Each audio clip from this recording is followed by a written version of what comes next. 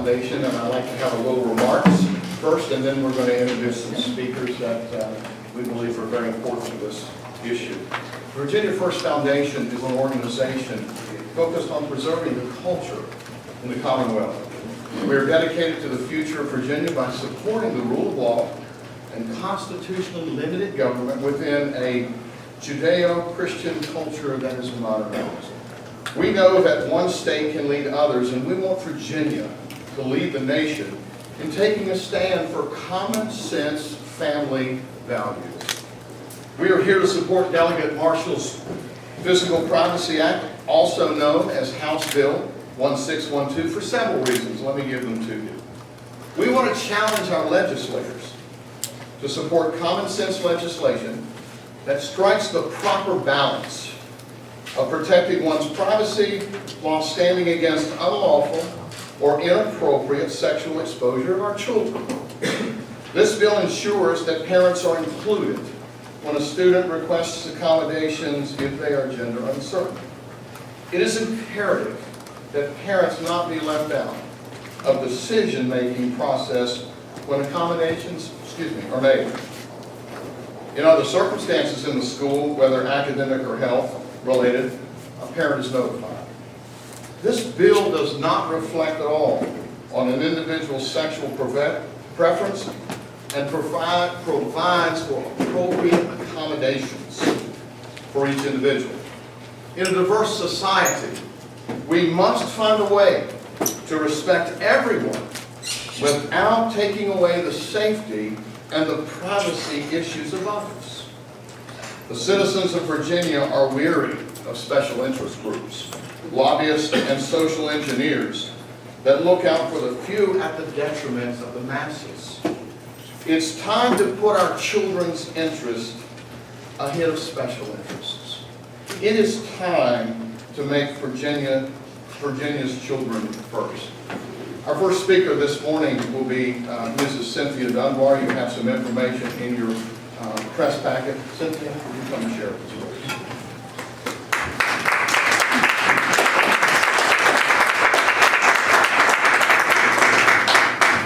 Good morning, and thank you for being here. As National Committeewoman to the RNC for Virginia, I'm mainly speaking to the Republican elected officials. I'm letting them know that the cavalry is here, so to speak, in the sense that we've had a referendum from the people through this last election cycle and through the quadrennial convention where we adopted our RNC platform.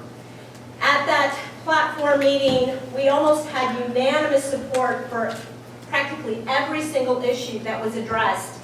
And that platform details to our Republican elected officials what the expectation of grassroots Republicans are when they serve their constituency. And that platform is very clear. It starts out at the very beginning, reaffirming who we are as Americans and our constitutional republic, reaffirming the validity and authority of our Constitution and its dependence upon the underlying document of the Declaration of Independence, reaffirming the Declaration and its express content that says when in the course of human events it becomes necessary for one people to dissolve the political bands which connect them to another, and to acquire among the powers of the earth the separate but equal station to which the laws of nature and nature's God entitle us. That the laws of nature and nature's God was a standard in the platform that we as Republicans uphold, and we expect our elected officials to operate in accordance. As Augustine talked about just and unjust laws, and as throughout history, great people standing up have used those terms to defend positions like Martin Luther King did in the letter to the Birmingham jail, talking about those principles of the laws of nature and nature's God. The platform is also very clear in terms of authority, and it reaffirms both the vertical and the horizontal distribution of power. It reaffirms the authority of legislative power only within Congress and the legislative branch, and not within Article 3 in the judiciary. So what the expectation of the constituents is, of their elected officials, is we will give you cover to do what we expect. And as you hold the majority, there doesn't need to be any kind of games that take place of not voting for a bill because it doesn't get out of committee.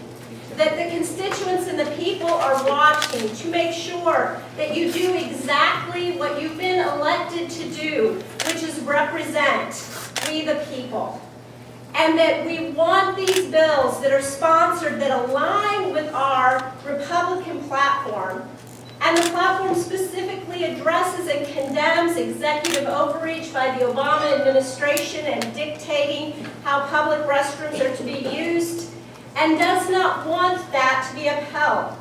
So the expectation is that these bills that are sponsored, that align with the Republican platform, is that all Republican legislators will come forward and co-sponsor and fight and make sure that they come out of committee in order for them to come to the floor, to have a public vote, to be on record of upholding the Republican ideals and positions espoused within the platform. And so we encourage you to do so and to come alongside Representative Marshall and Senator Dick Black and to do what is in the platform.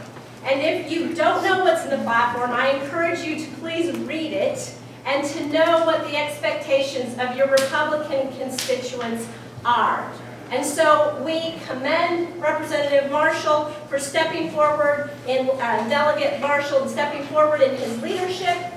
And we applaud what we anticipate is going to be a rousing support for protection the privacy rights of all individuals within the Commonwealth of Virginia. Thank you.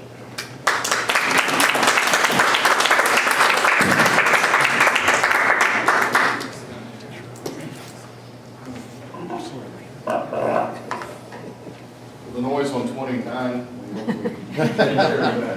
Our next person to speak this morning is Dr. Judith Reisman. She is a professor at Liberty University and has been a former consultant to the United States Department of Justice Administration's. Some of her information you have probably in a press release, but I would like to ask Dr. Judith Reisman to come and share with us this morning. Dr. Reisman.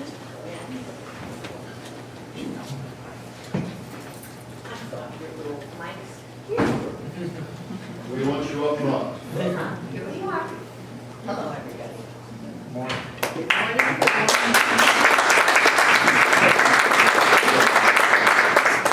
Hi.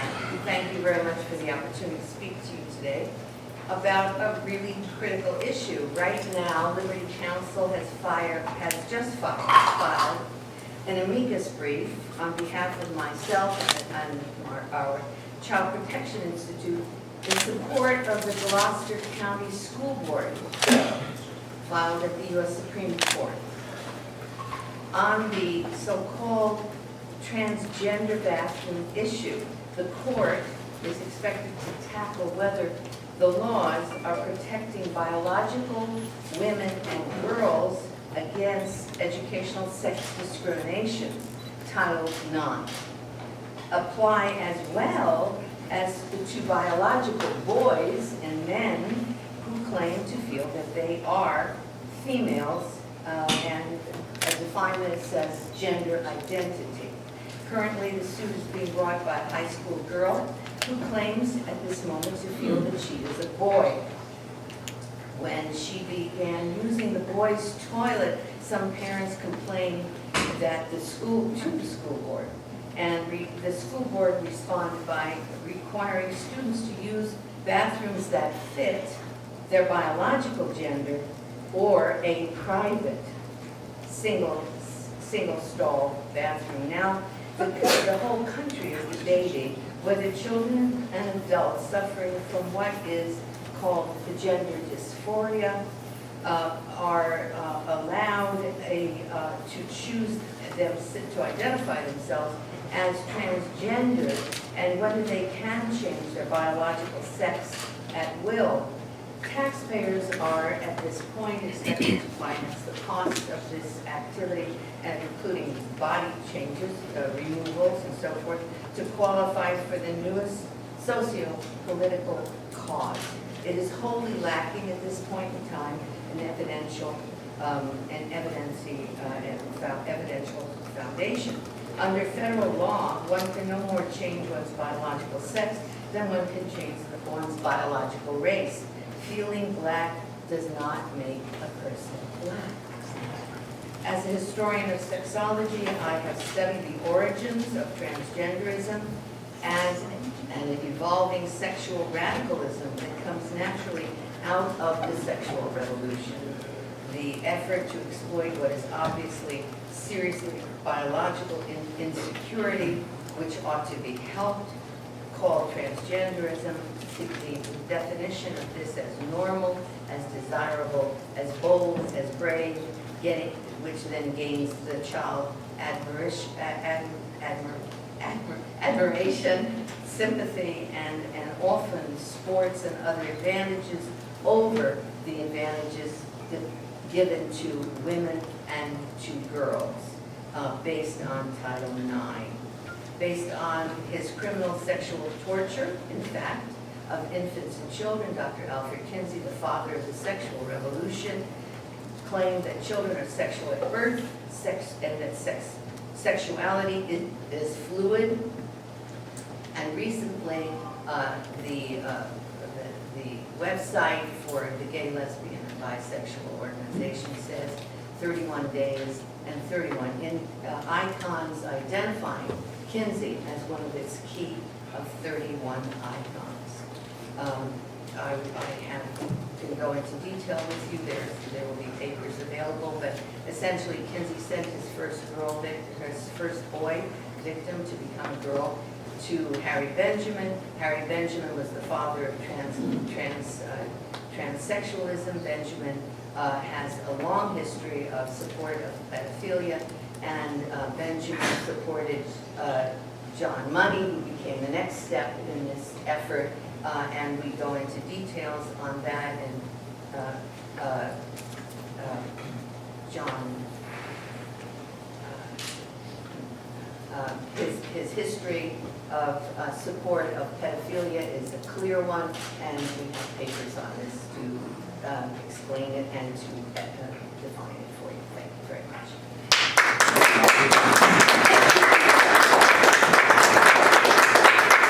When the press conference comes to an end, there will be opportunities for you to answer questions, and so hopefully all of our speakers will be here to entertain your questions promptly. Our next speaker is Mary McAllister.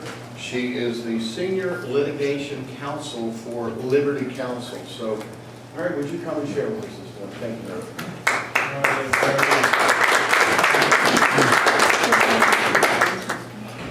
They've asked me to address, in particular, the Title IX issues that are at the core of what you're dealing with now. And how this all arose is Title IX is well known as the act that was put in force, part of the Civil Rights Act, that attempted to level the playing field, particularly for females, in the educational context.